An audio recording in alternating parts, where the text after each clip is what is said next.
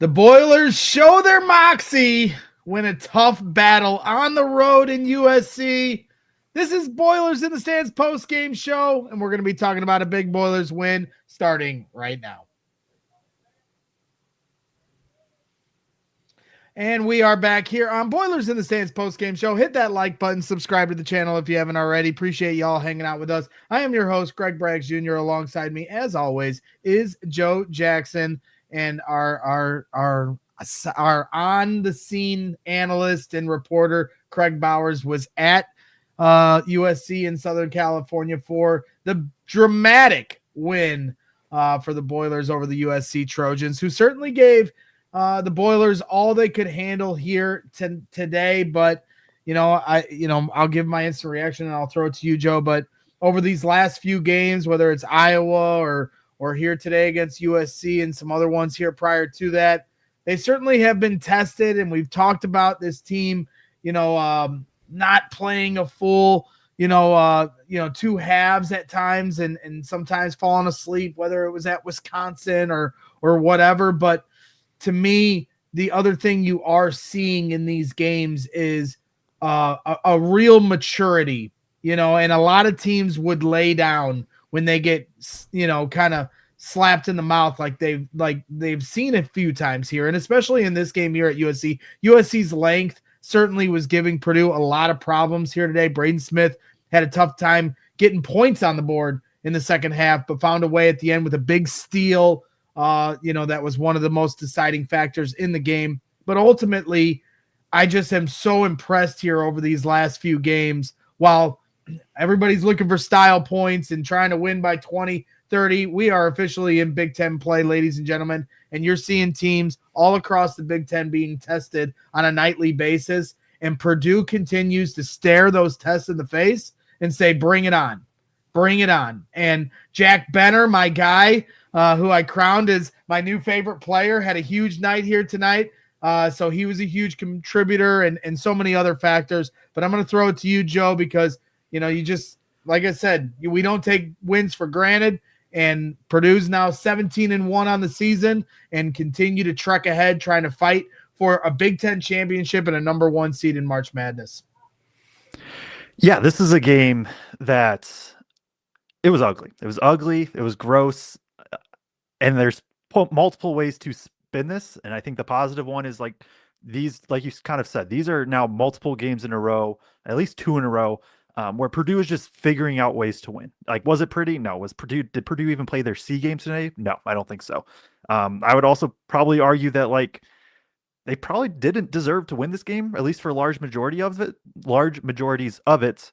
But at the end of the day, they win. And if we're viewing this as, a March Madness game, and I know USC is probably going to be on the outside bubble looking in, but those are the type of games you just have to figure out ways to win.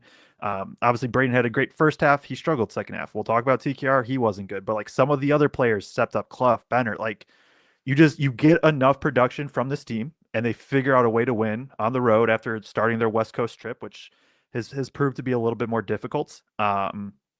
That's the important thing is, I mean, honestly, like, well, I'm sure we'll talk about it. When Braden goes down with a knee injury and you could tell for the next 5 minutes, he's like really grabbing at it. I mean, I said like, I was just like, hey, I honestly don't care if you just sit the rest of the game, keep him healthy. If Purdue wins, they win. If they lose, whatever. Like March is what matters. And even in a game like that, they're still able to figure it out. So long ways to go, I think, for this team to kind of get back to top tier form, but at the same time, being able to win while not having that or anything close to that is still something that like matters and something that counts for something.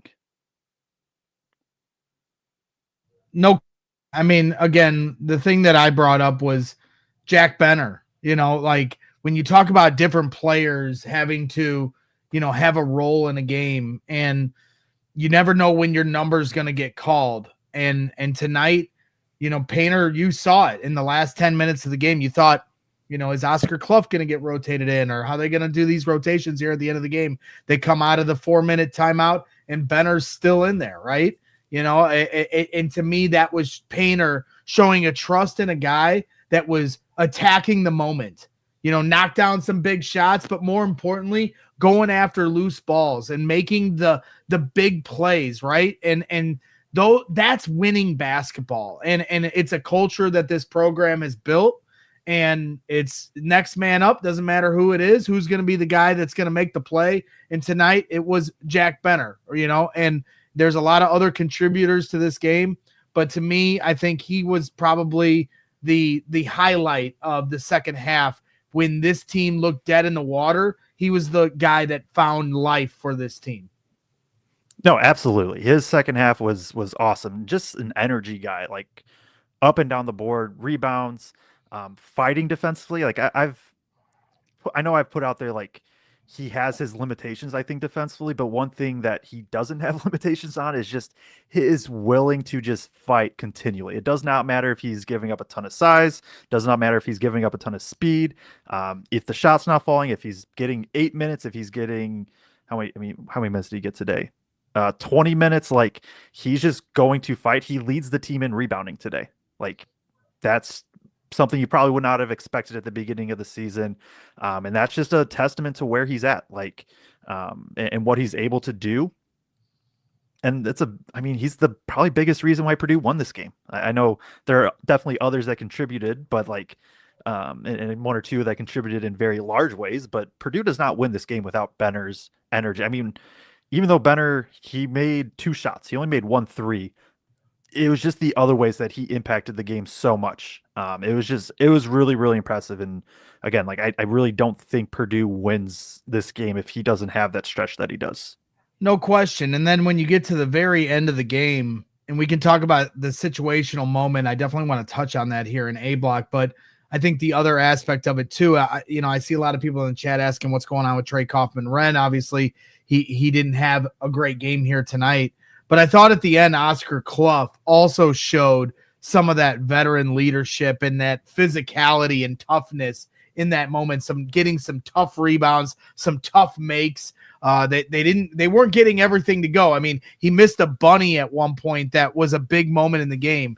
But then to extend it to 3 off the glass, he wasn't exactly right underneath the basket either. That was a huge play in this game. And again, like, Oscar Cluff's been such a great addition to this team and this program in that moment to make that shot, knock down a couple free throws, that also was big. And then again, the rebounds too, some tough, man's house, get in the man's house. And that's Oscar Cluff's house, and taking down those rebounds. One of them one-handed, like, get off me type of situation. So, like, for everything Oscar Cluff has brought today, he showed you how important he was getting him in the transfer portal. Absolutely. He is just like, and it's crazy to see where he's come from. So as we know, I think we've said plenty on the show, we're not big plus minus people for like individual games, mainly because it needs a lot of context. I think this is one where you can justify it. And he was a plus 21 in 23 minutes. Like, Purdue was simply a different team with him on the floor. The defense was better. The rebounding was better. The interior finishing was better. Just the cohesiveness of the unit, it felt like, was just so much better when he was on the floor compared to off. And it's just like, I really think anything you kind of wanted to look at, Cluff did. And especially in a game where TKR struggled, like, Cluff today was what we expect from TKR. Like, that's what he was for this game. And then also adding in kind of being the defensive anchor at times. And I don't think Purdue's defense was like perfect this game, but at the end of the day, the numbers were good, and Cluff has just been massive. And to think where he's come from, I mean, he was getting clowned by outlets like very early on in the season as like, why did Purdue get him as a transfer? And I don't understand exactly that, because he was like averaging a double-double through 4 games, but means you have to like watch games and understand. But at the same time, like, there has been a dramatic growth from then to now. And I also remember saying early on, like, oh, this feels like Jacobson's eventually going to have to kind of get the bigger role, just because it looked like Cluff was going to be solid, like a good 15 minutes a game guy. And he is now morphed into one of the most important players for Purdue. So, Yep. just physical interior and force. I'll own it. Just I mean, the does what first they few need. games, you talk about other outlets or other analysts, saying having their questions through the first 4 games. If you run our post game shows back, I was having questions like, "Hey, wait a minute! I was sold a different Oscar Cluff in the summer. Where is this guy that?"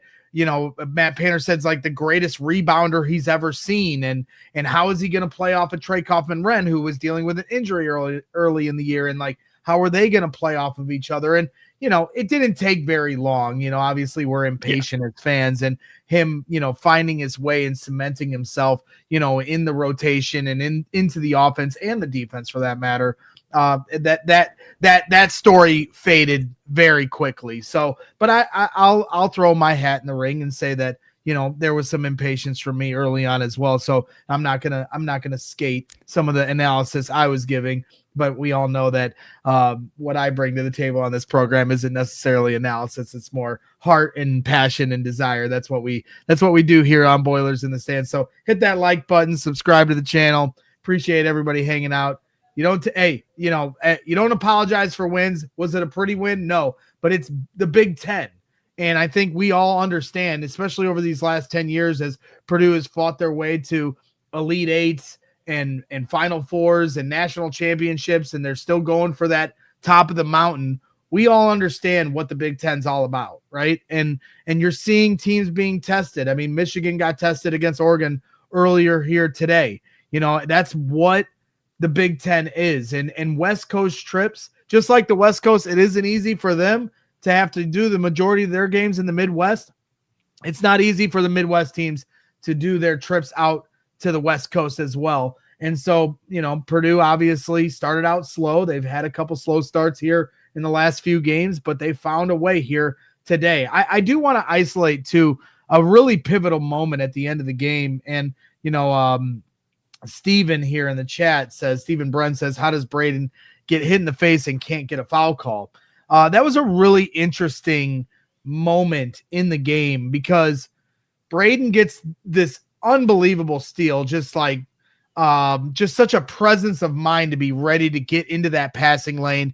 Then he's off for the races. He can get a wide open layup, but as Braden does at times, he kind of slows up a little bit, lets the contact come into him. He did have a chase down block on a breakaway layup earlier in the game, so maybe that was something that was in his head. But he slows up, gets the contact, puts it in. Should have been an and one. He gets hit right in the face. And then what to me is most interesting, I mean, that certainly was the gripe for Purdue, but the gripe for USC is they inbound the basketball. Braden is laying on the ground, but Painter, who is to me one of the top line in terms of awareness of moments, you see it a lot at the end of halves when they understand like the shot clock and the play clock are at, if it's at 34 seconds and the shot clock is at, they'll let the clock run down so they can get the final possession. And you'll see Painter fully aware of the situations at times. And to me, that was very similar of what happened here.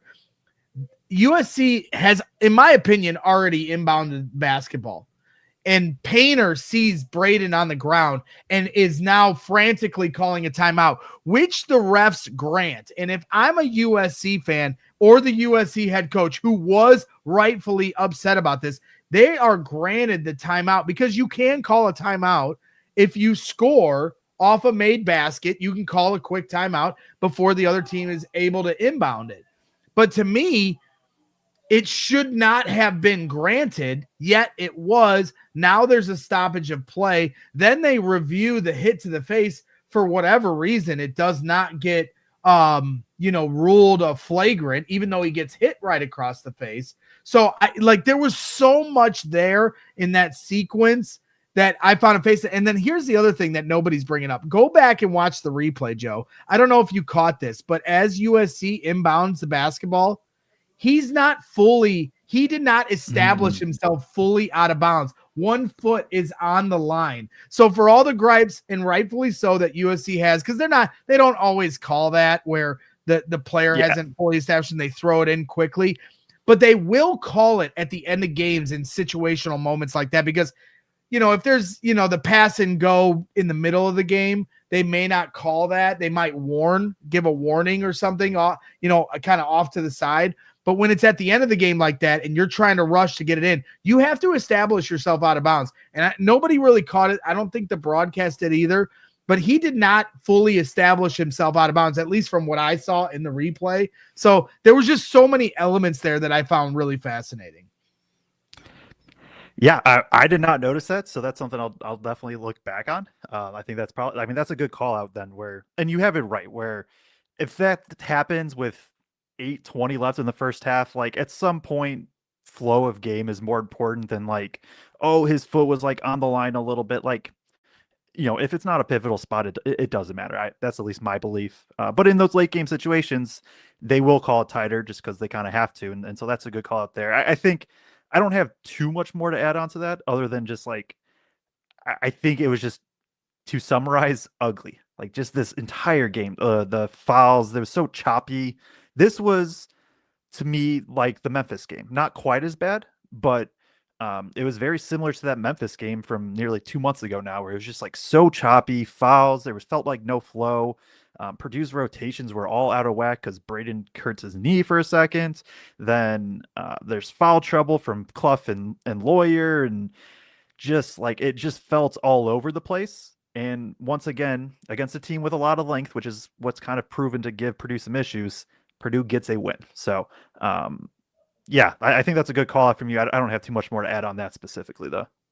We did have a $20. I was waiting for USC to get a tech the whole second half, because there was, much like the Iowa game, there's bad calls both ways, but trying to be non-biased as I watch it and try to look on the other side of the shoe on the other foot, so to speak.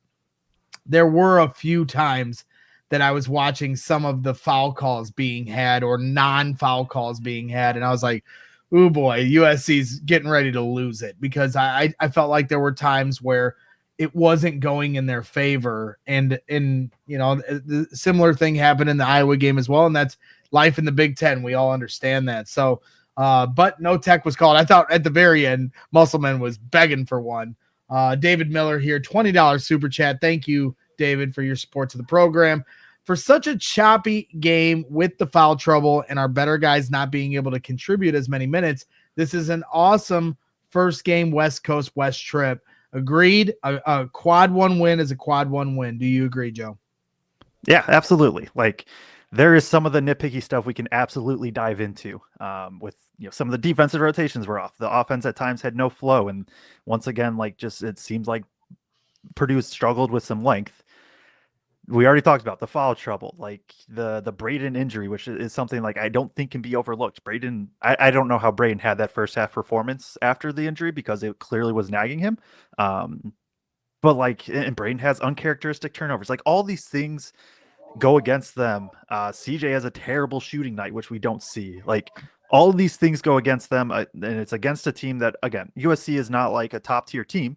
I want to put that out there. They're not a top tier team, but at the same time, a team that in theory should give Purdue problems on the road. And I understand it was a lot of Purdue fans there.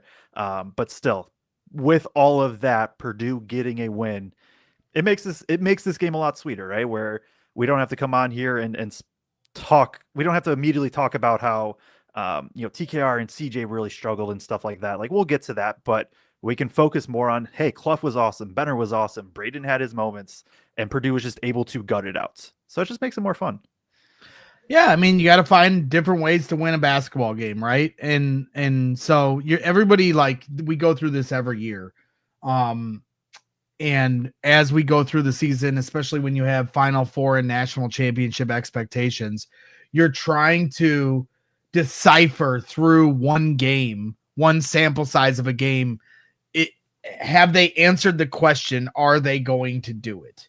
And ultimately, no matter what they do throughout the season, they're not going to be able to prove that they can win coin flip games in March Madness. That being said, the more coin flip games they're in the regular season, where they come out on top, starts to show the evidence that you can trust them in those moments in the tournament. Not to mention the more times they're tested in different scenarios, the more prepared they'll be for when those scenarios occur in March. And so we talked about this, a few games ago where it's like, I think it was Penn State. It's like, well, it's not that bad. Like as much as you don't want things to happen where they fall asleep at the wheel for 14 minutes of a half, at the same time, it then gives you a simulation of a scenario that when the bullets are flying in March, when it's win or go home, you've had this situation and you can point to it and say, hey, we've done this before. We're going to do it again. So they've had a few different ones here these last few games since Big Ten play has started here in January, and style points are now out the window, guys. Everybody, like, you look around the Big Ten or whoever is in the top 5. If you're looking at that number 1 seed, Iowa State just lost by 20 to Kansas, and those things are important. I hear there's times where I'll bring up what Michigan does or what Iowa State does or whoever. Michigan State just got a win today. You got to focus on yourself, but at the end of the day, there's 2 big factors that Purdue is looking at. And to me, it goes over winning the Big Ten. Winning the Big Ten is great and a huge accomplishment, and I know it's always Painter's first goal of the season. But being the number 1 seed, to me, is why each one of these games matter. It doesn't matter. Yeah, you got a gauntlet coming up in the Big Ten here in a couple weeks, right? But these games are just as important because you're trying to get that number 1 seed, and not just the 1 seed, but the 1 seed in the Midwest region. Because if you get that, then you're going to be potentially at the United Center in the Sweet 16 Elite 8 that leads you to Indianapolis for the Final Four. We're talking about home court advantage. And it's like, well, we can't look ahead. All that matters is right now. I totally understand that from anybody that gets frustrated with these conversations. But at the same time, that's why these games hold such high importance. And that's why today, while USC might be a bubble team, this game was such a huge moment for Purdue. And we might look back here in a month and a half, 2 months, as one of the reasons they were able to secure a 1 seed.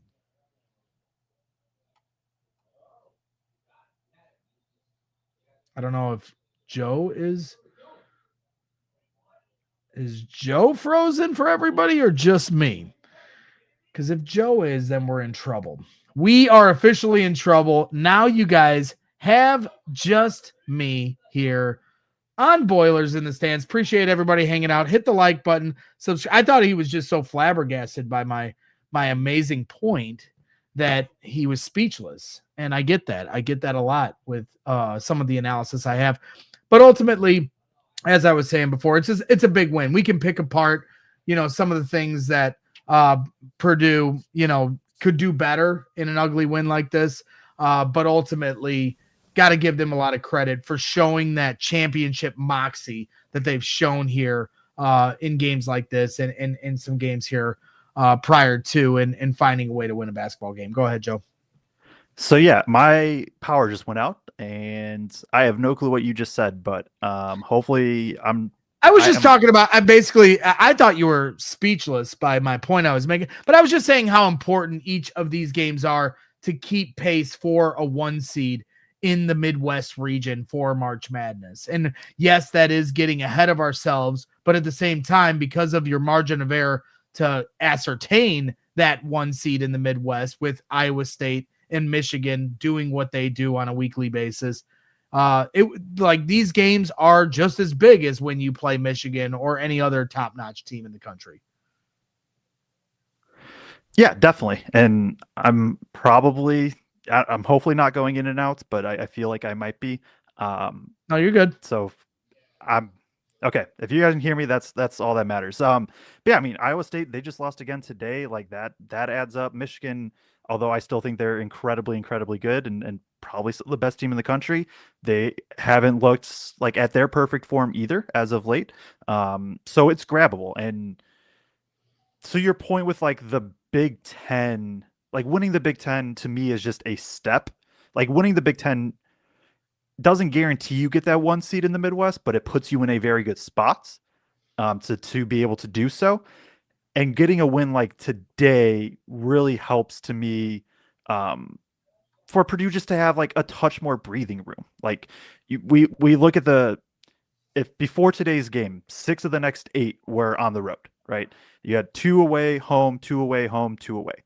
And like to me, you kind of just got to go 2-1 in each of those stretches at worst. Like if you can go 2-1, 2-1, and like 2-0 or something like that, or go 2-1, 3-0, 1-1, something like that, it puts you in such a good spot to win the Big Ten, which then puts you in such a good spot to potentially get that number 1 seed. Because like one thing that I haven't seen really people talk about, Purdue has Illinois, Michigan, and Michigan State at home. The only out of the clear, there's a very clear top 5 in the Big Ten. And honestly, I literally could not tell you who the 6th best team is because they're all kind of just varying degrees of mid. And that doesn't mean Purdue can't lose to any of them on any given night. Obviously, we just saw it tonight. But Nebraska is the only one out of that top 5 where they have to go on the road, and Nebraska is going to be a very tough game and a very tough place to play. But you get some home games, like you're setting yourself up by being able to get this win. It just gives you a little bit more breathing room going down the stretch of like potentially being able to win the Big Ten. They're 7-0 right now in the Big Ten with 13 games to play. They're not going to go undefeated in the Big Ten, but this could be the difference between 4 and 3 losses, and that could be the difference between a Big Ten championship or not, and that could be the difference between a 1 seed or not. Yep, no question. Double D Sports here in the chat. Super chat, $10. Appreciate you as always. Double D says, fight, dogging them, Benner balling, free throws matter, the Bears matter. We played poorly, but got it done. Boilers in the stands matters. 7-0 matters. Let's go. Boiler up, bear down. Great road win. Well said. Appreciate you as always for your support as we start to transition here on Boilers in the Stands. Joe, I don't know if you have anything from the board. My biggest question to you is we referenced length and USC giving Purdue problems, and that's kind of somewhat of their kryptonite in certain ways, even though Purdue still finds a way to win against teams like this with length. But Braden Smith, went off in the first half, and the way he finished the first half was national player of the year type of moxie, letting the whole crowd know too. And then in the second half, they were face guarding and double teaming and utilizing a lot of different coverages to take Braden out of the game and making other players on Purdue beat them. Did you have any perspective on that or anything that you could bring from the board to kind of explain how they were able to, box Braden out of the game plan in the second half? Yeah, I think, starters just sending multiple guys at him. And then from there, just sending a ton of help. And it's to me, not specifically like, oh yeah, the board. It's just like a combination of things. And this is, I think, Musselman's very extreme with how he's willing to guard people. And he's shown that throughout like really his career. If we remember last year, I believe at Purdue, USC literally just trapped Braden at half court every single time just to get the ball out of his hands. And so basically, as I'm trying to draw this up while talking, which it's hard for me to do sometimes. You're doing a great job. I put you on the spot, so I'll take the fall there. There's the normal high hedge, and there's varying degrees of high hedge. And so when Purdue's on offense here, high pick and roll, right? This high hedge where the big jumps out. There are varying degrees. Like sometimes it's more at the level where you just want to bigs will just try to move sideways, keep the ball handler going horizontal. Today there was times where it was a lot more like really jumping out. And what that does, and what Braden's so good at, is as this happens, it opens up that short roll. Now the other thing though, so now USC succeeded, right? They got the ball out of Braden Smith's hands. What they were also doing a lot was just like they were sending help. They were not letting TKR get easy looks, at least out of the short roll. And then from there, it's kickouts and Purdue misses open three. So it kind of was just a domino effect where, right there, honestly, if these guys make a couple threes, it looks a little bit different because it goes from, oh, they did a good job of getting it out of Braden and TKR's hands to like, oh, yeah, they left open guys, but like those guys can obviously knock it down. And so there is a little bit of balance. But there's as simple as even like, I don't know if I've ever showed you, like actually use this side.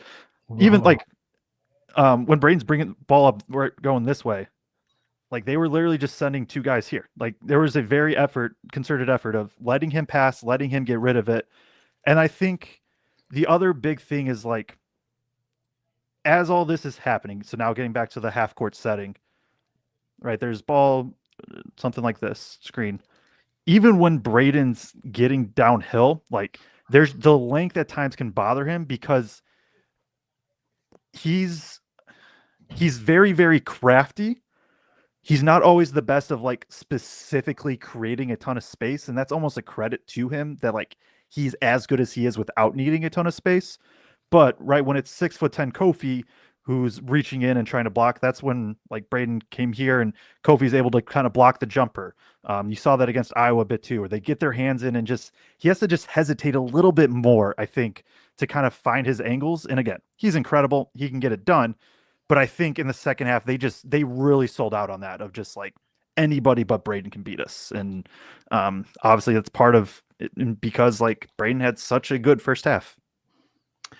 No question about it. Hit that like button, subscribe to the channel as you're hanging out here as we're up against the NFL and a huge slate of college basketball games for the 2,300 people that are tuned into Boilers in the stands. It just speaks to your passion for this program, and the exciting win obviously should be celebrated over the USC Trojans and finding a way to win a basketball game. So hit that like button for Joe Jackson and, of course, Kraig Bowers, who's on the scene, hearing from Matt Painter and company and some of the players, in the locker room. Hopefully Kraig will be able to join us. I was efforting some communication with him. We'll see if he is able to step in. Where do you want to take this, Joe?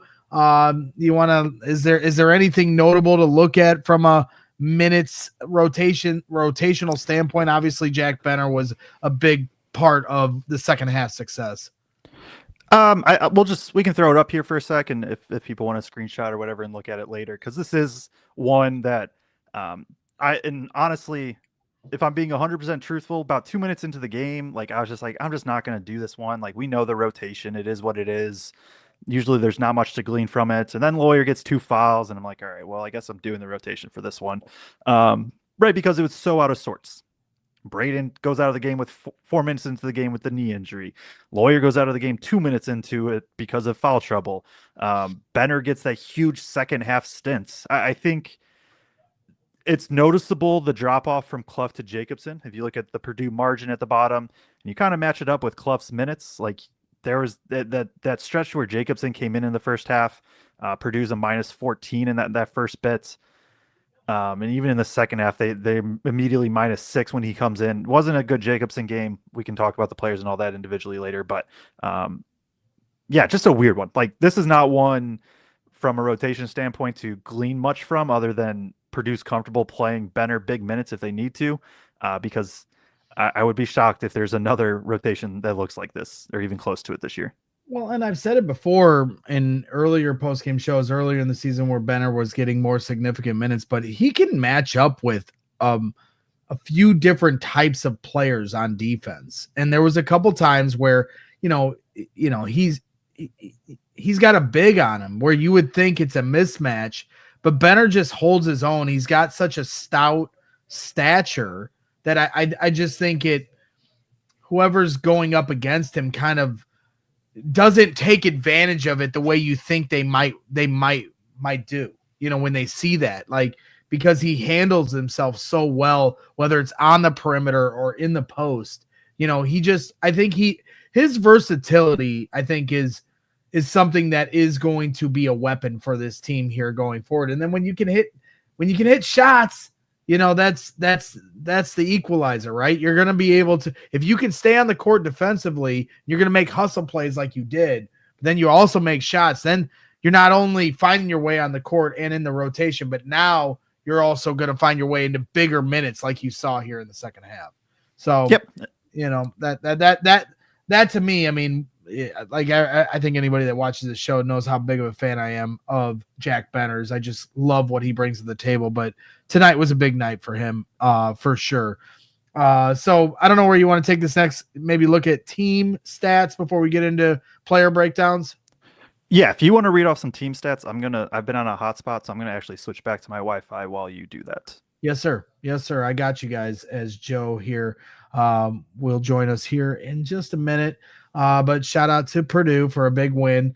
But USC outshoots them from the field, 46% from the field on 28 of 61 shooting. Purdue only 42% from the field on 23 of 55 shooting. But three-pointers certainly a difference maker there. USC is 3 of 20 from three, while Purdue is 7 of 21. So there's an equalizer there for sure. And turnovers, USC has 13. Purdue ends up with 8, 6 of them coming from Braden Smith. Certainly a notable there as well, because they kept the turnovers down short of Braden, who obviously had some trouble in the second half with some of that length. Rebounds, USC has the advantage, 40-32. Defensive rebounds, certainly, were kind of neck and neck, but offensive rebounds, USC was able to get their hands on 10 of those. Second chance points, 17 for USC. Certainly a big stat there, and part of the reason why they were giving Purdue such problems. Points in the paint, 40 for USC. So a lot of stats here where you're looking at this where USC had the advantage. 5 blocks for USC. Steals were about even. Assists were about even. 17 assists on 23 made baskets for Purdue, as tends to be the trend for them. And then, of course, leads. Time of possession. USC led for this game for 21 minutes and 16 seconds, and Purdue only led for 12 minutes and 41 seconds of this game. So as we were saying, a complete dogfight here, where when you look down that stat sheet, USC had the advantage in the majority of them. I guess the only one I didn't read off was free throws, and that's pretty significant, so I probably shouldn't skip over that. But USC goes 5 of 14 from the free throw line. Purdue goes 16 of 22. I felt like at the end of the game, they were missing some pretty key free throws that I was kind of gearing up or bracing for being part of the reason Purdue was going to fall short. Fletcher Lawyer, you never see him miss a free throw in that situation at the end of the game, and he even missed one on the back end of two free throws. But they win the free throw advantage decidedly, and that's honestly a big reason why they won this game.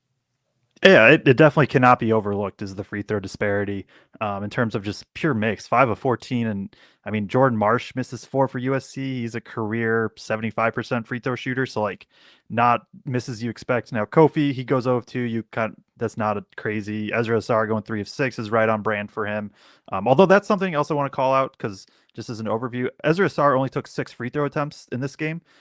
If you could listen to the preview, like we talked about, just he is a bowling ball, a wrecking ball. Like he gets to the line more than basically anybody in the entire country. His 6 free throw attempts, among the fewest he's had this season. Like he's average. That's under his average per game. So that's also important. But in terms of the stats, yeah, the points in the paint is 40-28. Like that's big. USC out rebounds Purdue, and granted they have the size advantage at pretty much every position. So it's a testament to Purdue that even on a night they don't shoot well from 3, like they were able to just gut out this win.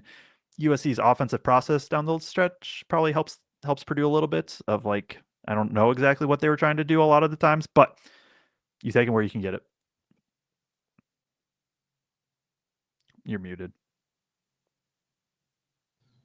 Well, I almost did one earlier, and then I caught it, but we knew it was going to happen at some point. So, but that goes to the St. Elmo's Fund, but Craig's not on, so this one is just to you specifically. All right. So now if you want like extra mushrooms on your steak or whatever, like this goes specifically to you in the jar. So okay, I'll keep that in mind. Yeah, absolutely. So, so full disclosure, got a little party going on here at the Braggs residence, but definitely wanted to hop on and get us going here on our post-game show as we always do. I think Kraig is going to join, but in an effort to speed things up and kind of let me stop rambling, as I probably have been doing for the first 40 minutes, but a huge win and certainly excited to talk about it. I think I'm going to let Joe handle the player breakdowns, and you guys better give him all the love in the world here while you do that. But we appreciate, it's not a Bears party, Blake Widmer. We're having a little hangout here. I don't get many times where I get to hang out with some of the friends and family watching some of the football, and obviously there is some implications in the NFC. Denver wins on a walk-off field goal. Shout out to the Broncos. And now we've got Niners, Seahawks leading early. But we appreciate every single one of you guys hanging out with us instead of, doing your thing with football and all that. But I'm going to let Joe's a pro, all right? He does this on Feed the Post. If you're not subscribed to that channel, you're missing out on some of the best Big Ten analysis as you absolutely can. But I just figure player breakdowns, game ball, obviously, to me goes to Jack Benner. Play of the game for me is the Braden Smith steal. You take it the rest of the way. So I hate to bail on you. I think Kraig might join here in a little bit, but don't quote me on that.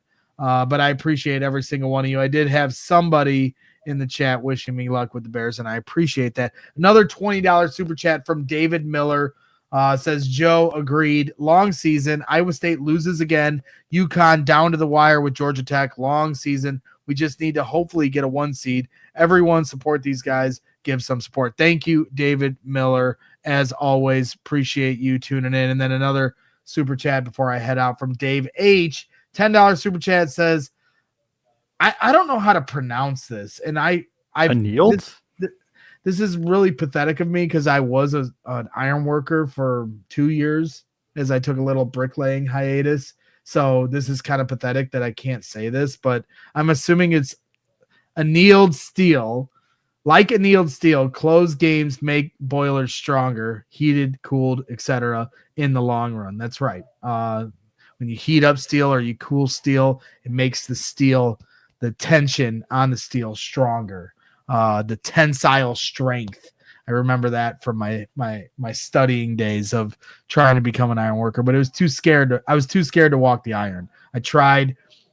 The most humbling thing you can do in this world is try to walk the skeleton iron on a building. It is terrifying, let me tell you. And it's only for the people that are truly built for it, that have that blood in them. Not for me. Get me back on the line laying brick all day long. But yes, this is my Midwestern goodbye in the middle of a damn show. So let Joe get to the player breakdowns. Appreciate all you. As always, as I've been saying for 2 months, wish my Bears luck. Big game tomorrow. Love you all. Sorry, Joe. Enjoy the rest of here's Kraig. Right on cue. Right on cue, Kraig. Hello. How are you? Hello. I'm doing good. How about you? Good. I'm leaving, but I love you. Give me a call if you need to. Go Bears. Big win. Thank you for bringing home a win, Kraig. Great job out in USC. So, that was, really good timing by you, Kraig. I'm going to bring up some comments and let you get settled for a sec because Bobby Lee Mayflower said, I just noticed that Joe's Big Ten team pennants are arranged left to right geographically. Jason Depew said, I don't think Joe's pennants are west to east. Got me looking now. So as Kraig is kind of figuring things out, I'll just go solo layout because that's the first time anybody's noticed. But the first half was like I'm saying Braden Smith photo and little CJ Cox. So here, the way that it is, and I messed it up in one spot.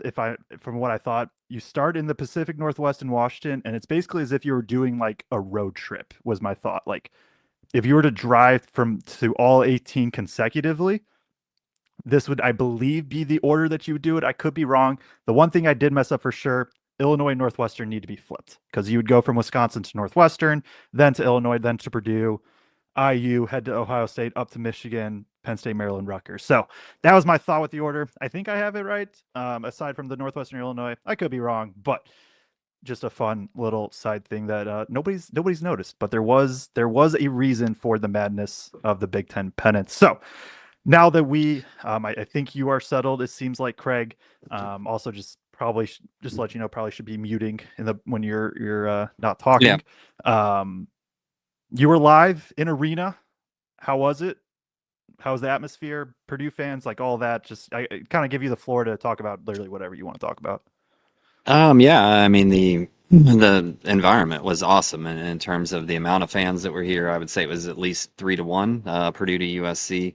It was loud. There were moments in here that it felt like you were in Mackey in terms of just how much the volume of the fans and everything kind of took over the arena. Even right from the jump, like when Purdue ran out for their last warm up, the applause that they received relative to USC when they ran out was, like 10-1 in terms of volume. So they noticed it. We asked Oscar Cluff and Jack Benner about it.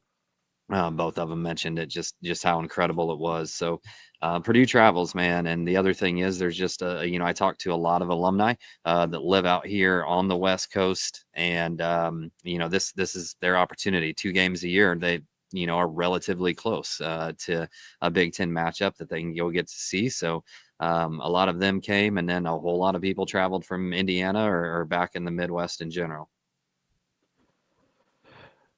Sorry, I wasn't on it for my producing there, but yeah, good to hear that. It seemed like even through the TV, very Purdue heavy crowd. Honestly, I'm not going to act like I've watched every single home USC game, but I've watched a good, I don't know, 75% of USC games probably.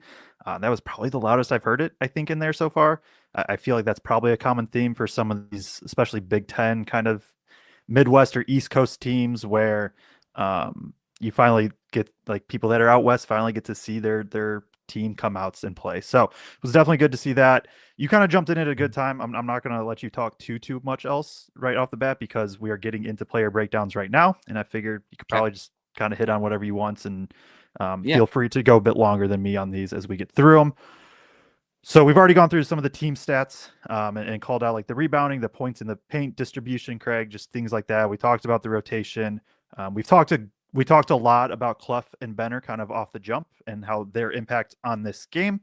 Probably some other stuff that I missed about. Bragg was talking about like steel working and iron working at one point. So that's kind of where we're at.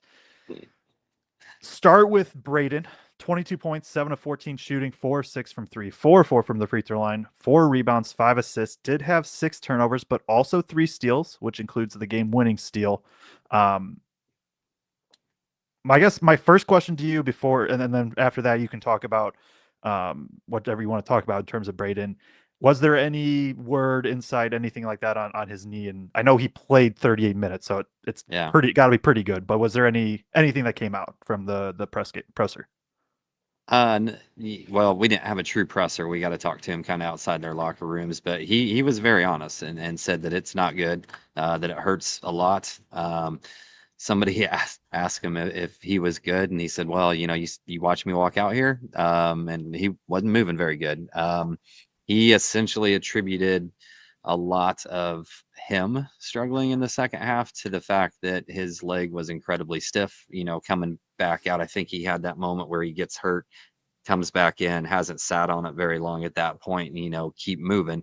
And a little bit of adrenaline can kind of get you through that. But when he went back to halftime and then had to come back out, he said that leg was super, super stiff. And then it actually gave out on him a couple of times when he was trying to drive or make a move. He said, somebody asked him if a couple of days between now and UCLA would be enough that it felt good again. And he just said, no, it's anytime he acted like this has happened to him and that he's used to it. But that it's usually like a 2-week time frame before you feel fully recovered from that and your leg just feels completely normal again. So said he bumped knees on that drive.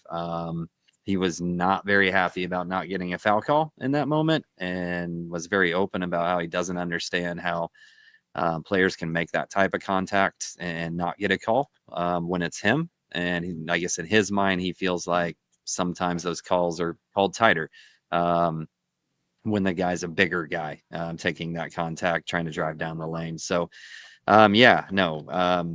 the long story short is the leg's not good. I mean, it's not going to be like I'm out and not playing, but it's one of those situations where he's probably not going to be 100% for a little while.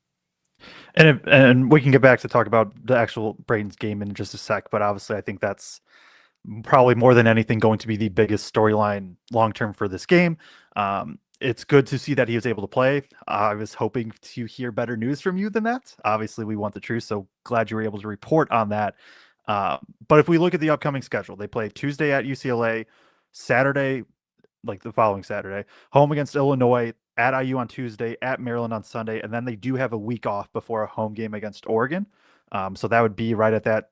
That would be 3 weeks. They have 2 weeks of 2 weeks in a row. They have Tuesday, like Saturday, Tuesday, Sunday, and then they have a week off. So if that timeline that he kind of talked about is true, then hopefully getting that week after Maryland would be able to give him enough time to just kind of recover, get ready for Oregon, where then they play their stretch of games, or they have another handful of games before a little bit of a break again. So I think obviously the big one out of that is the home one against Illinois.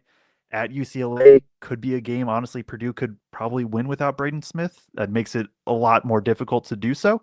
But that is a game where maybe they could if they do try to rest him. So we'll, I guess, see what's going to come from that. They obviously have 2 days off before the UCLA game. I'm sure he'll just be resting up a bunch. Getting back, or was there anything else injury you want to talk like? No. Right. No. So getting back into the game now, we can get through that. Obviously, I think that's the very important part. Braden did have 22 points and 5 assists. Now he had the 6 turnovers, and I'm going to look it up now. 4 in the first half, 2 in the second half. Only had 4 points in the second half on 1 of 5 shooting, but that, even if this was far from a plus Braden Smith game, which is crazy because he's still at 22, 5, and 4 on efficient shooting, that stretch in the first half where he just kind of willed Purdue back into it single-handedly was just unbelievable. Like, all the shot making was there. And then it forced USC to legitimately just change their defense entirely and basically in the second half be like, hey, you're not going to shoot the ball. Yeah, and one of the things that Painter talked about making it so hard to play against this USC team is you just never know what to expect. And I know that's something that you watch or that you mentioned in the preview shows is like, we don't know. If you watch Musselman, one game it's this, one game it's something else. Painter even talked about trying to prepare them as a defense that you'll watch one game and a guy plays 35 minutes and the next game he plays 5. Yep. And one game they run all of these types of actions, and the next game they don't run any of that. And that he has an NBA mindset. And once he like hones in on something that he thinks works, which today, other than Chad Baker-Mazara, was, getting Asar the ball in the middle and letting him turn and face and take our bigs off the dribble a lot, which is what kind of put some, Oscar and foul trouble, et cetera, help them get to the free throw line a bunch. That it's just hard, right? And then in the second half, like you said, they completely changed up their defense against Braden. Between that and his leg being really stiff, it kind of took him out of the game. So this game was just friggin' weird. Like, from start to finish, all the way around, it was just friggin' weird. And I think a lot of that has to do with USC just throwing different things out there at different times and what they're going to do. And depending on like their rotation, they can do different things well. And then you get, Braden had 3 turnovers in the first 10 minutes or so of this game. And quite frankly, it wasn't a great 10 minutes. And then he has that 9-minute stretch where he's just otherworldly. National Player of the Year worth. I mean, they scored, like, I ran through and just did it by hand really quick. They scored 2 points of possession in those 9 minutes. Yeah. They scored 30 points on 15 possessions in that 9 minutes, 9 minutes and 24 seconds. I mean, that's incredible. And he, ran the show through that whole 9 minutes to spur all of that. And then it's hard to really judge anything that he did or didn't do in that second half because he was playing with a lot of pain and a lot of stiffness and a leg that he didn't feel like he trusted 100%. But like you said, he gets that big steal at the end still that seals the game 100%. Yeah, and that to me just exemplifies who Braden Smith is. Like, even with the knee bothering him and all that, like, still when it came down to it, gets the game-winning steal, goes down, lays it up. I know he gets hit in the face. We talked through all that part as well. But like, this was not a great game from Braden, and he still was a very big part of why Purdue won. And that's why he's one of the best players in the country. It's why he's the best point guard in the country. And huge testament to him and what he was able to do. We haven't talked about TKR yet, so let's just go to him because I know there's been a lot of comments and things like that. 5 points on 2 of 8 shooting, 1 of 2 from the line, 3 rebounds and assist. and a steal in 24 minutes. Gets kind of benched in the second half for a large chunk with Benter. Well, I shouldn't say a large chunk. He gets pulled a little bit earlier in the second half, comes back in as the 5 actually for a couple minutes, and then does end up actually closing the game. I'll say it for both of us, TKR was very bad this game. Like, it was a bad TKR game. I think that was pretty evident. I think he would say that. Everybody would say that. I don't know if we need, I mean, you can add on if you want, but like, I don't know if we need to specifically dive into like, oh, he was just so bad this game. Like, more of, I guess, where would your worry meter level be for TKR long term? Like, are you worried? Is this just a little slump? It is what it is. Where are you kind of at with all that? Because that's what everybody's been debating. Yeah. I mean, I think he's going to find his way out of it. Like, I don't worry about like, okay, this is going to continue through March, but he's got to find his way out of it, right? Like, he's been in it now for a little while, and I don't feel like he trusts his floater right now. I don't know if it was just this game in terms of what USC was switching up defensively and changing things up, but it didn't feel like he was trusting himself about, when to push the issue and when not to. There was a couple of times that kind of he went into double or triple coverage and tried to force up a shot and missed, and then there were other times in this game where I'm like, you're one-on-one, like you got the ball and there's your one-on-one go, and it was a kick out, and it felt like he was really questioning and sometimes just wasn't making the right decision about, pass it out or go. And I think right now he's just gotta, we know early on in his career there was a lot of, he talked about like thinking too much about the game, and I think he's just got to get back in that place where it's just coming to him natural, and he's just, making those decisions instinctively. But yeah, like I'm worried. I'm not worried about, will he ever find his way out of this before March, but in the short term, I'm worried because we've seen a sequence of games now where you have to worry about it offensively. And, Painter said that they got him some looks that they wanted to get him, and he just missed, several of them. Now, I will say, I don't know that we need to have this right now. We might even save this for a preview show when you've had a little bit more time to think about it. But he's had some, it's a small sample size, but he's had some minutes in the last few games where he's got some time at the 5. And it's felt to me anyway in those moments where he's at the 5 and he's the singular big out there that he's felt and looked a little bit more comfortable in what he's doing. I think watching Jack Benter and what he's able to do attacking off the dribble and making good reads and good passes, and extend the offense a little bit in terms of being able to provide an outside shot from that 4 spot. Like, I'm really curious long term as this continues to progress and Jack continues to show more and more what they can do, and you start to figure out where guys feel like they fit in the best spot, whether we don't see some more minutes where Jack gets maybe starting to get more than 8 minutes a game or 10 minutes a game, and we see some minutes where TKR is at the 5 when Cluff goes out. I think it's going to be really interesting to watch. And like I said, you and I, we can maybe talk about that on another show, unless you want to give your thoughts right now, I guess. Have we, this is a genuine question. Have we seen TKR at the 5 before today? There was, I don't remember that at all. There Other was than like, maybe a random spot, like I want to say game 2 yeah. I want to say like 2 or 3 games ago he went, because I remember when it happened, I was like, oh, that's the first time we've seen Jack at the 4 and TK at the 5. Okay. And I think Cluff maybe had gotten in foul trouble in a game. I know we did, again, small sample size. I know we did, but I can't pinpoint the exact game for you. Okay. Yeah. Yeah, I don't know. I think if that's the case, it's probably more of a testament to Jacobson rather than TKR, in my opinion, of just not trusting him as the backup 5 in clutch time, especially in a game like today where Cluff gets in foul trouble.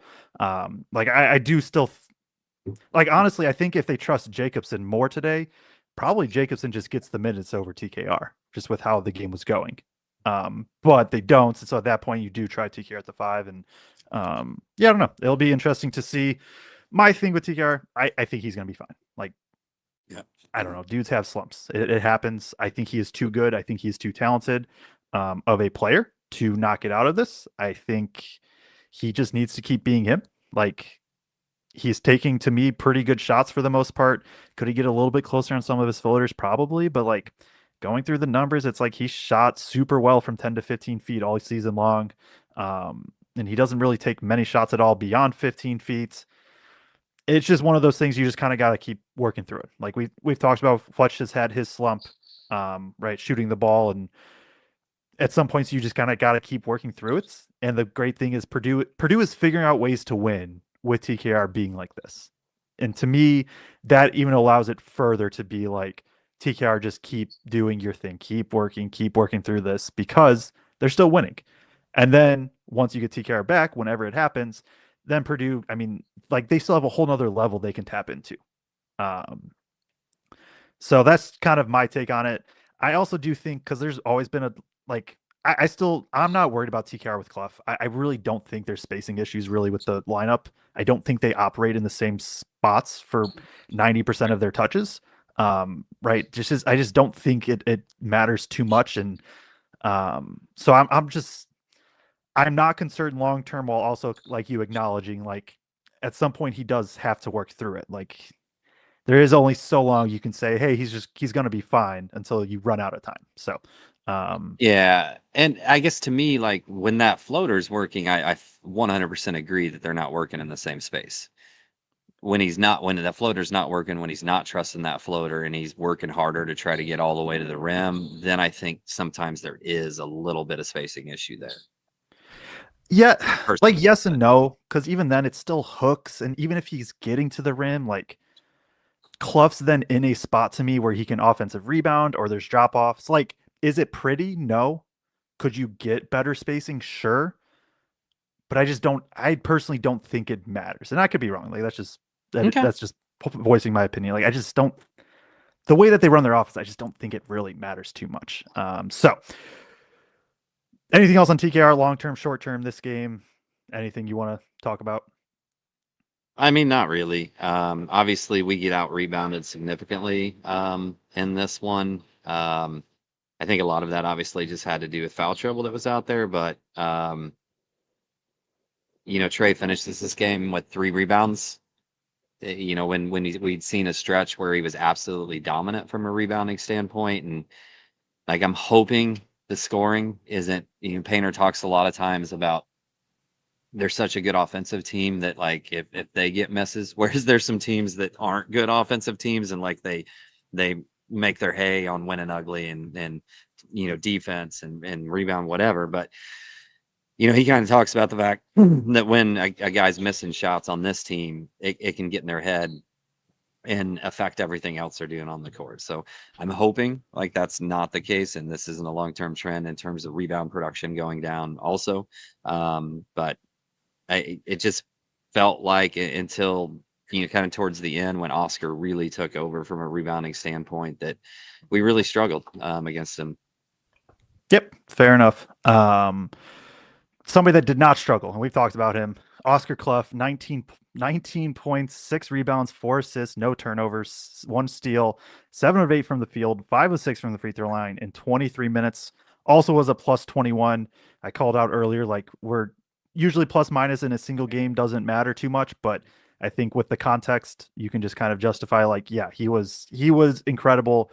He was everything Purdue needed in this game. I've already talked about him at length, so I'll just throw it to you and your thoughts on Cluff today. No, he was absolutely incredible. And there was no doubt that, like, today he was Purdue's second best player on the floor. 100%, only misses 1 shot, 5 of 6 from the free throw line in a game where every single free throw Purdue hit did matter. 4 assists at halftime. I thought he played with physicality. Like, the only thing I would say is, like, in a game like this where you're the only other guy that's got it going, like, be physical, but like, make sure you don't pick up that next one. Like, you don't need to invite that 4th foul, I guess. I was a little worried in that spot of, like, oh man, like, this is the only other guy that's got it going, and he's going back out of the game yet again. So that would be my only thing. But I thought he was absolutely incredible, 100%. Yeah, and I've already kind of said my stuff earlier in the show, so we can keep this one moving. Let's go to Benner, and because again, like just an awesome game from Benner. Me and Braggs talked about him for probably like 10 minutes or something like that. So again, I'll throw it to you after I read the stat line. 5 points on 2 of 4 shooting, 1 of 3 from 3, 7 rebounds, a team high 7 rebounds from Jack Benner, 2 offensive, also a team high, 2 assists, no turnovers, and a steal in 20 minutes. Benner was awesome. Kraig, I'll throw it to you. He was incredible, especially in the second half, right? We've talked about how much the kid fights, and this is a game where like USC was taking their physicality to Purdue, in every way that they possibly could. And Jack's a kid that just fights out there, and he continued to fight. Like I said, collecting those 7 rebounds, takes at least 2 charges in this game. Did he take 3 or did he take 2? I don't remember. Two that I remember, but somebody in the chat can correct us if we're wrong. Yeah, and obviously, there was a couple times in this game because some of the other guards were struggling to shoot from outside, where it felt like they had an open look and passed it up. And man, if you're 0 of 3 and whatever, probably 0 of 8 on jump shots in general, but 0 of 3 from 3 or whatever, I get it. Like I get why that thought creeps into your mind, but it felt like a few of those guys passed him up, and like you could tell, like Jack gave no shits. Like he was gonna put that thing up, and it always feels that way. That he has supreme confidence that the next one he shoots is gonna go down, and that's a winning mentality always. But well, when we asked Painter about Benner, one of the things he said today is he had Jack out there for defensive reasons in this game multiple times, because of his ability to guard on the perimeter and the way Auburn can attack you, that he was getting some extra run because of what he can do defensively. And that's kind of one of the places at certain times where we've questioned him a little bit. Now, when he got matched up, like he got matched up against like Marsh a couple of times, as smaller, quicker guard. And to your point of things you've said before, it almost seems like he does better defending up than defending down. And that was really the only time he got took in this game was against him. But really, really good. I asked him, outside the locker room while we were doing the press conferences, just the league has made it so hard now to draw charges. And they've told the refs specifically not to award those charges unless they're like 1,000% sure that the guy's completely set. And he seems to keep drawing him. So I just ask him, like, how do you keep drawing these? Because everybody talks about how much harder it is to do it, and he's like, I just get like I get set. It's hard. He said it's hard to do it in the last minute, but if you can read the play coming to you, then you can get completely set. So I try to take them when I can see what's going to happen, a few steps in front of me of what looks like it's going to play out. And then I just make sure I'm completely set and don't move an inch. So anyway. Shout out Jack. Again, like just incredible game from him today. And I think that's a good call defensively too. Like he had Kofi and he had Asar a decent bit in this game, and both of those guys like still got theirs. Kofi had 13 points on very efficient shooting. Asar 11 points on efficient shooting. But again, both of those you just kind of take given this roster construction. And I do think this was a little bit at times USC's offense was bad compared to Purdue's defense being good. But hey, that's going to happen, and sometimes you win games that way, and Benner was a part of that, like being able to Joe. just provide energy. Joe. Yeah.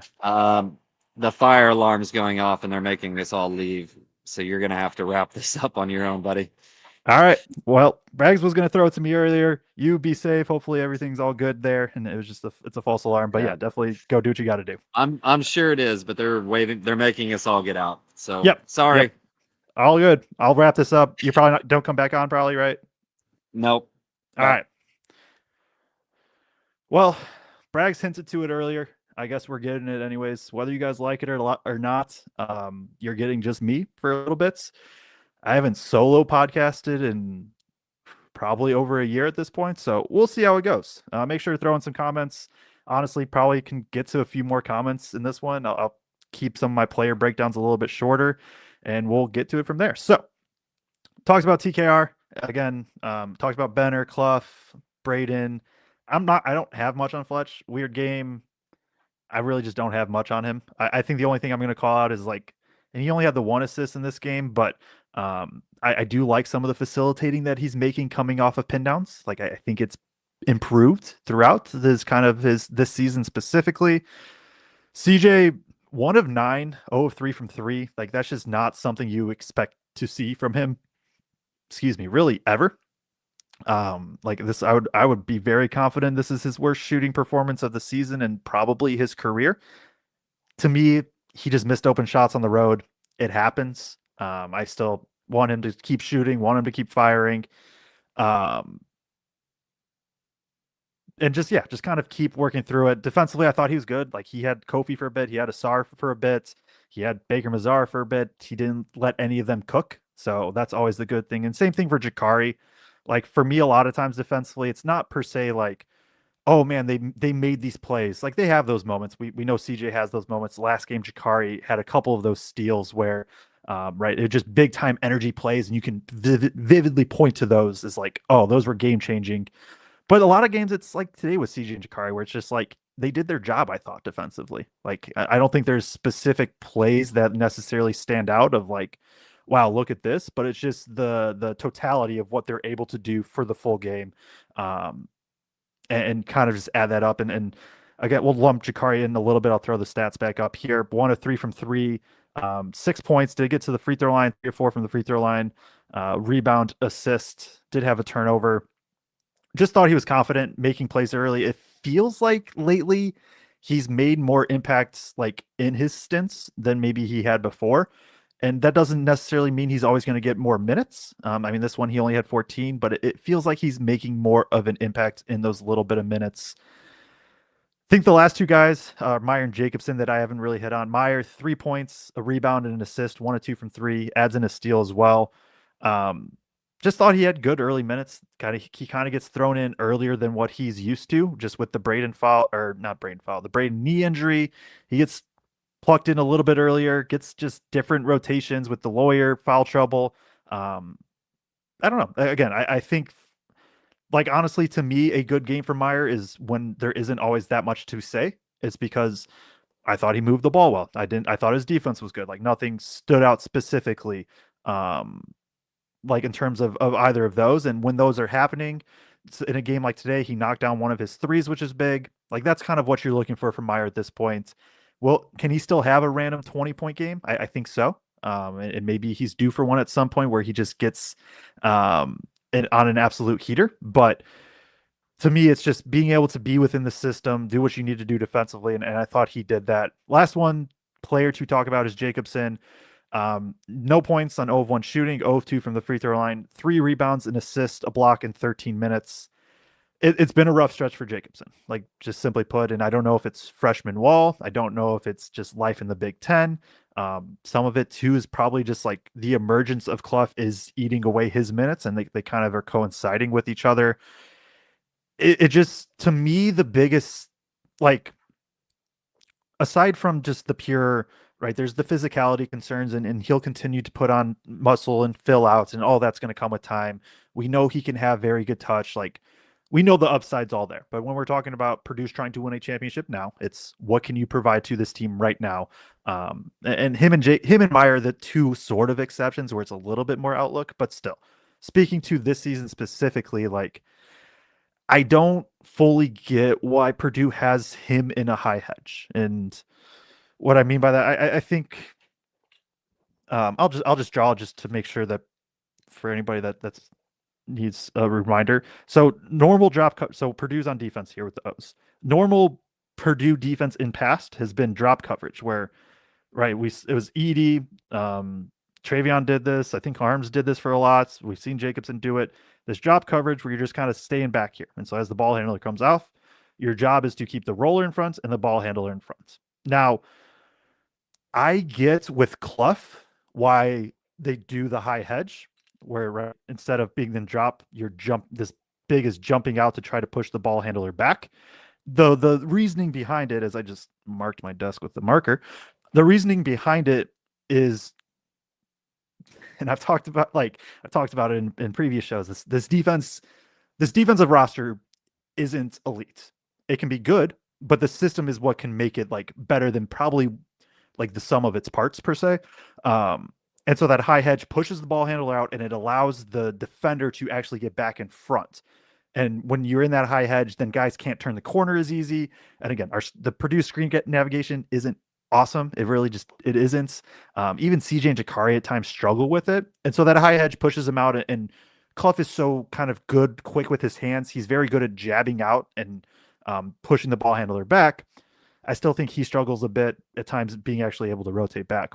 All of that to set up, like Jacobson to me isn't necessarily built for that, especially right now. Like he struggles, I think, of being able to actually jab out and trying to get back. And so then it just puts so much pressure on the defense and the defensive rotations where when he's hedging out, if the guy's still turning the corner or the guy splits the two, like you're just completely out of position. And now your only rim protector, your only big time rim protector on the entire roster is 20 feet, 25 feet away.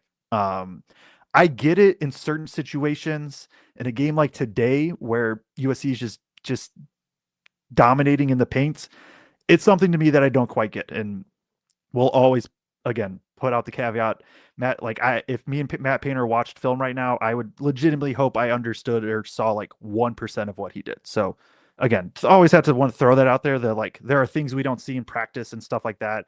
Painter and the staff know way more than me, but just that's kind of what I've seen with things. Like I don't fully understand the high hedge defensively for him because I think it puts him out of position and I think it just makes it a lot tougher on him and what he needs to do. So I think that's it for the players. Let's see. Play of the game. So I was kind of hoping we'd have 3 guys on here, so that way like it can make it a little bit easier to bring up this one, but it is what I had marked. With 8:30 left in the second half, I believe this was right after Benter had just hit a 3. Benter had just made a 3 to kind of put Purdue up 1. There's defensively, there's like a high pick and roll. Purdue's in their high hedge. They show the help. And basically, there's going to be this lob to Dines, the 7'5" guy for USC, and it's just a wide open. And Meyer just kind of comes, like he makes the correct rotation from the weak side wing, blocks the lob. I believe it goes off of USC, and then Purdue, or it was a loose ball foul, like it was batted around to maybe a loose ball foul, and then TKR comes down and hits 2 free throws. Just kind of the awareness, like it's not something that's going to be brought up a lot, and I don't know if anybody will bring it up besides me, but to me, it was just a big time play in the moment too of kind of continuing a little bit of momentum for Purdue defensively, and then they get some more points. So yeah, like that would be my play of the game. Braggs already took the Braden Smith steals play of the game. He already took Benter as player of the game or game ball. And so then I'll go with Cluff. I feel like that's the next obvious choice. And like 19 points, 6 rebounds, 4 assists for the game ball in 23 minutes. Like he was just he was awesome. He was just awesome out there in terms of what he had to do both offensively and defensively. So yeah, like that's I guess my game ball. Starting to try to read through a few of the comments. So getting slightly distracted as I star some, probably try to get through some of the comments. Yeah, so I'm just trying to read through these really quick. I'm sorry. And it's not being great podcasting, but that's what happens when there's a fire drill, Braggs leaves, and you're just stuck with me for one time. Defense, sorry. All right, so here we'll start getting into a few of the comments. Have a few starred. I'm really just stalling. There we go. This one from before. Jason Pugh, Braden, Oscar, and Jack should be the 3 players of the game. I would bet that if Kraig was on, he would probably pick Braden with the players who were left. That would be my guess. Ranked Psy Guy 1 said, I like the surviving victories. In my now 60 years of being a fan, these types of games have historically been lost by Purdue, not this season. That's like, that is, I think, a legitimate fair point of like Purdue just loses these games in the past. And this year it's not pretty, but they're winning. And so it makes things a lot better. Bobby Lee Mayflower said, I'm a nerd, Joe. Sorry, but I still think Ohio State should be before Penn State, but close enough. This one's Rutgers. He's pointing to the pennants. Sorry for audio listeners. I know this is great. This one's or Maryland, not Rutgers. Ohio State is over here. I do think if you're doing the road trip from Purdue to IU, your next stop's Ohio State before you head back up to Michigan. But I know the red can be confusing, and so that could kind of look like Ohio State. But that's that there. Enough about that. Blake Widmer said, my guy CJ Cox goes 1 of 9 from the field, taking the second most shots on the team, and we still get the W when Fletch also goes 2 of 5 and TKR 2 of 8. Smith 6 turnovers, 5 assists. Who would have thunk we won that game? We've said it. I feel like I've said it 10 different ways at this point, but just that's a gritty win. A gritty win. Those are the wins that like you probably got to get one of those in the tournaments. If you want to win a national championship, you probably have at least one game like this where it's just nothing's clicking and you have to be able to figure it out. And this is a team that seems to be able to figure it out. And it helps having probably the best or one of the best players in the country. It helps having the best point guard in the country. It helps having a deep team that maybe not all 9 guys show up on every game, but in any given game, you can count on Braden. Cluff, you can pretty much count on at this point. I know TKR is in the rough patch, but he'll get through that. And then the bench guys can all do their things as well. Salty B says, Bits, any thoughts about the tandem of Harris and Cox playing in the second half together? I know it was due to lawyer fouls, but was surprised to see Paint go to that. Yeah, I like it. I think it's a good duo because it gives you more defense. I think it's something that honestly Purdue at times can tap into too a bit more if they wanted to, especially once TKR starts getting his kind of mojo back, I should say, because then like they both can knock down threes, they both can defend well. So, and to me, like that's something that I don't know, they can tap into if they need to. I thought the minutes were pretty good for the most part when they played together. I know I talked through both of them and CJ shot poorly, but still, I thought defensively, especially, they're somebody that they're a duo that can figure things out. Since I'm live broadcasting or podcasting and nobody can stop me, I'm just gonna filter. They actually really haven't played that many minutes together. Only 44 minutes together before this game. I thought it might have been a bit more, but regardless, I still think it was pretty good. Yeah, get through a few more comments here, and then we will probably get out of here. A couple super chats. Jared Goodell 499 said, do you think at this point that Cluff has passed TKR as preferred post-up option? I think that's an interesting question because part of, to me, what makes Cluff is incredible. So I think there's an argument to be made. I do think like at some point, and we've talked about this, I feel like I have in the past with Lawyer, like when he goes through shooting slumps, sometimes simply having that guy out there like does wonders for everybody else. And Cluff having TKR out there as like teams don't want to double Cluff because you're doubling off of TKR. And I still, even with this little bit of a slump TKR is going through, I don't think that's something teams want because TKR has this reputation of being an incredible post scorer, of having incredible touch. And he's done that for 90% of his career, right? 95% of his career. So there's that point that I think goes into it too, where Cluff probably maximizes his opportunities playing with Cluff at times because defenses like if you're picking who to put your best big defender on, it's probably going to be on TKR more often than not. And so now Cluff can eat. And so maybe when those two are in, especially as TKR is trying to just get back in rhythm, maybe you do feed Cluff even a little bit more because those right now have been probably more efficient shots. I'll look it up again because nobody can stop me. TKR is still shooting 60% on post-ups on the season, which puts him in the 80th percentile nationally. So we can't act like TKR has been bad in the post this season. But at the same time, Cluff's 70% in the post. So all that to say, maybe you do get Cluff a little bit more, but I do think simply having having TKR out there makes things different as well. David Miller, $20 said, support these guys, open up your wallets. TKR just needs to believe in his ability to take over and just do it. Stop thinking. Do appreciate the support. And again, if people feel like they do want to donate with super chats and that, we do appreciate that a ton. It helps pay for Craig's travel. March is going to be coming up here soon. It helps cover all of our travel to be able to go to this stuff. Don't feel like you have to. And honestly, if you are capable or just don't really want to support monetarily, totally get it. But if you subscribe, if you join the comment section, like those things help a ton just with our algorithm and help it grow, allow more people to jump in, allow more people to see us, which then just helps us out with viewership and all this other stuff. So we do appreciate it, any way that you can support. Olivia S. says with $20 super chat says for Joe carrying the show solo and for St. Elmo's. We do appreciate that for sure. A few more here. JD Skidmore 65 said, Joe, can you speak to how much better Purdue's defense was after makes? They really struggled in the first half after misses. They were scrambling, but when they made shots and got set, they were solid. I think that's an interesting point. I'm not going to say I vividly recognize that, but that's not me like dismissing it as untrue.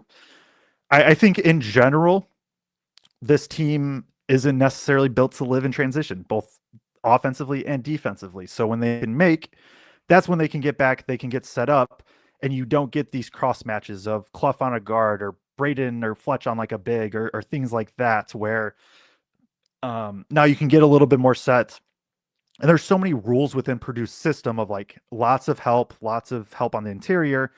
We talked about last game, like why does Purdue give up so many threes? Well, it's kind of because of a game like today where if they don't, like people can just dominate in the paint.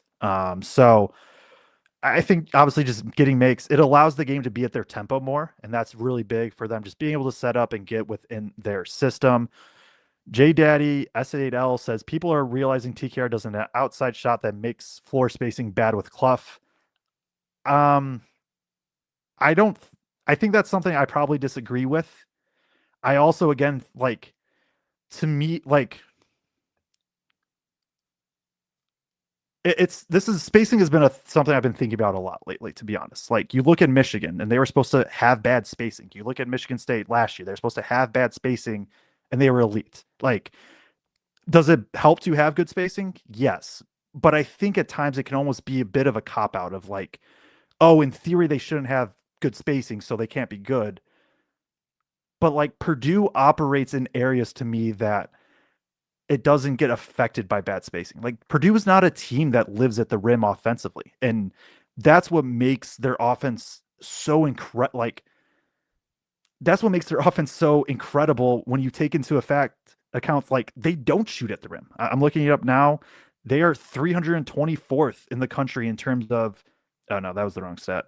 335th in the country in terms of rim rate. So how many shots they take at the rim relative to the rest of their field goal attempts. Like this is a team that works in the mid range. And so to me, if teams are going to live with those TKR floaters, he's going to hit them. And then when they do, like maybe it hurts Cluff's post-ups a touch. But again, I think that goes back to the point of like teams still respect TKR. I really do think they do. And it makes it hard to double off of him. And so that's where you're getting these Cluff one-on-one post-ups, and that what allows him to be so efficient is he's getting these looks, getting these touches, and then he also has incredible touch. Like we can't ignore that fact for Cluff, but that's kind of where I'm at. And even Braden, like Braden doesn't live at the rim. Fletch does not live at the rim. Like outside of Jacobson lobs and some Cluff post-ups, nobody really like takes a high percentage of their shots at the rim. And so to me, the spacing just doesn't matter as much because Braden's going to get to his spots still. And that to finish this comment off, that I probably a little bit over exaggerating. Like it still does matter to some degree. They still have to be able to get to their spots.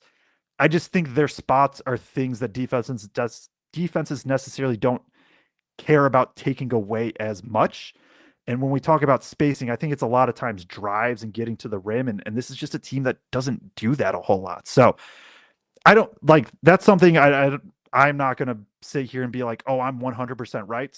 I'm just giving my opinion. I think like people that have the thought of like spacing's bad and all that, like I can see the argument for sure. I just think where I stand out is kind of what I explained. Blake Whitmer, so Joe, can you talk about CJ going 1 of 9, his most inefficient offensive game ever, and yet still helping by playing great D on the perimeter, especially Chad Baker-Mazara? Yeah, like that's I think you kind of summed it up right there, to be honest.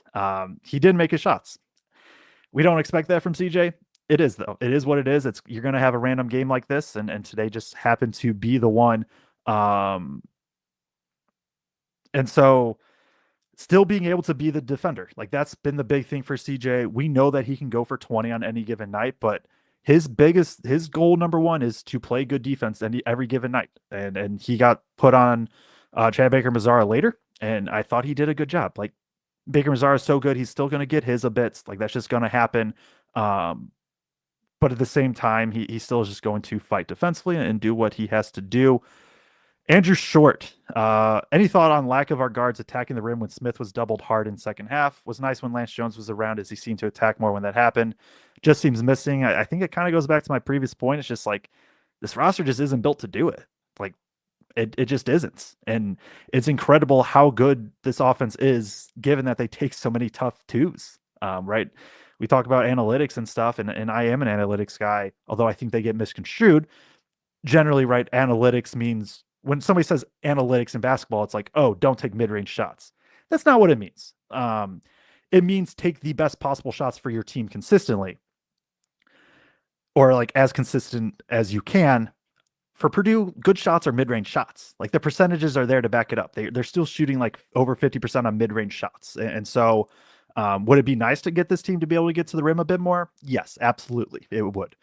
But again, they're just so talented everywhere else that they can live with some other shots. I think to me, it's one of those that is what it is. Like it would be awesome if these guards could get to the rim a bit more. It's just not who they are. It's not their DNA. And to me, it's just not something that's going to be able to consistently happen tonight or just kind of with this team. So rambling a little bit as I've been talking for a long time. It feels like by myself now. Appreciate everybody tuning in. Still have a couple more. Then we'll get out of here. But yeah, make sure to like, make sure to subscribe. I'm also going to plug Feed the Post, Substack, and YouTube. Be on the lookout, Purdue fans. I think I have for anybody that's listening an hour 31 minute in and you're listening to just me talk for the last 30 minutes, I'll let you know what's on my agenda regarding Purdue.